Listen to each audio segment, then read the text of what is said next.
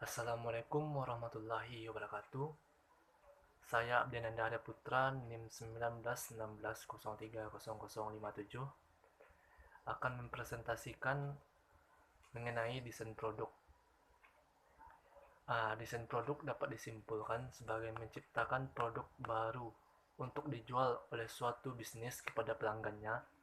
Dalam kata lain, desain produk juga berguna atau berfungsi untuk memudahkan manusia dalam berkegiatan. Pada zaman teknologi ini, ada sebuah tantangan untuk para produsen, karena produsen harus bisa menggunakan teknologi agar barang yang digunakan tidak mengalami penurunan dalam berjualan atau bahkan penurunan kualitas. Oleh sebab itu, sangat dibutuhkan desain produk yang dapat menarik pelanggan dan meningkatkan penjualan serta memudahkan para konsumen dalam proses pembelian. Adapun langkah-langkah dalam menyusun atau membuat desain produk, yang pertama yaitu definisikan masalah dan buat tujuan proyek desain Anda. Yang kedua, lakukan riset. Yang ketiga, kembangkan ide Anda sebagai brainstorming. Sebagaimana yang kita ketahui bahwa brainstorming adalah proses pengeksplorasian solusi atau keputusan desain dengan cara menghimpun ide-ide berdasarkan keahlian dan pengalaman. Selanjutnya, yang keempat adalah analisis ide sesuai dengan tujuan proyek Anda. Yang kelima yaitu implementasikan hasil finalnya. Di sini saya akan menjelaskan tentang proyek yang saya bawakan, yaitu depot air isi ulang. Tahap-tahapnya yang pertama yaitu definisikan masalah dan buat tujuan proyek desain Anda. Sebelumnya, tujuan dari proyek ini adalah untuk memudahkan manusia dalam proses pembelian. Proyek depot air isi ulang ini adalah untuk memudahkan masyarakat sekitar agar dapat menerima asupan air minum yang bersih dan sehat dengan mudah. Yang pertama yaitu definisikan masalah dan buat tujuan proyek desain Anda. Masalah yang saya temui dari desain ini yaitu kebutuhan yang sangat tinggi dalam memenuhi asupan minum masyarakat di sekitar. Oleh sebab itu, saya ingin membuat proyek air minum isi ulang ini. Yang kedua yaitu lakukan riset. Riset tentu harus dilakukan dalam proses desain produk ini, terutama kepada pelanggan, karena pelanggan adalah suatu kunci dari desain produk ini. Masukan dan kritik perlu diamati dan dibenahi.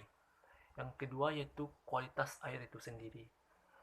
Kita harus menyajikan air dengan kualitas pH yang layak untuk dikonsumsi dan sehat untuk dikonsumsi, agar tentu agar riset yang kita lakukan ini berhasil, maka kita harus mempersiapkan segala hal yang perlu dipersiapkan dengan semaksimal mungkin. Yang ketiga yaitu kembangkan ide Anda dengan brainstorming. Inti langkah ini dari produk desain air isi ulang ini adalah masukan dari para konsumen. Banyak masukan dari para konsumen bahwa setiap pembelian air atau beberapa pembelian air maka akan diberikan merchandise, sehingga itu akan membuat daya tarik konsumen untuk membeli produk kami. Selanjutnya yaitu analisa ide sesuai dengan tujuan proyek desain Anda. Di sini sangat diperlukan analisa yang sangat cermat. Di sini kita bisa menggunakan analisis SWOT, di mana kekuatannya yaitu pengiriman air isi ulang mampu dilakukan dengan cepat, dan pembalasan telepon atau WA SMS mampu dilakukan dengan cepat atau fast response. Yang kedua yaitu kelemahan. Kelemahan pada produk desain ini yaitu kapasitas produksinya saat ini belum cukup besar, dapat ditingkatkan masih kurang dikenal oleh pembeli karena ini merupakan usaha yang baru. Yang ketiga yaitu peluang. Kita harus cermat untuk membaca peluang untuk membuat desain ini dapat diminati. Kita harus menentukan peluang atau tempat strategis. Yang keempat yaitu ancaman. Bentuk ancaman dari desain produk air isi ulang ini merupakan yaitu pesaing seringkali mencoba untuk mengambil pelanggan dari depot air isi ulang ini. Yang kelima yaitu implementasikan hasil finalnya. Pada faktor inilah air minum isi ulang mulai direalisasikan dengan memperhatikan segala faktor kritik dan saran. Alhamdulillah, dengan memperhatikan faktor kritik dan saran yang diberikan oleh para konsumen dapat kita antisipasi dan respon dengan baik, sehingga dapat memberikan impact kepada proyek ini.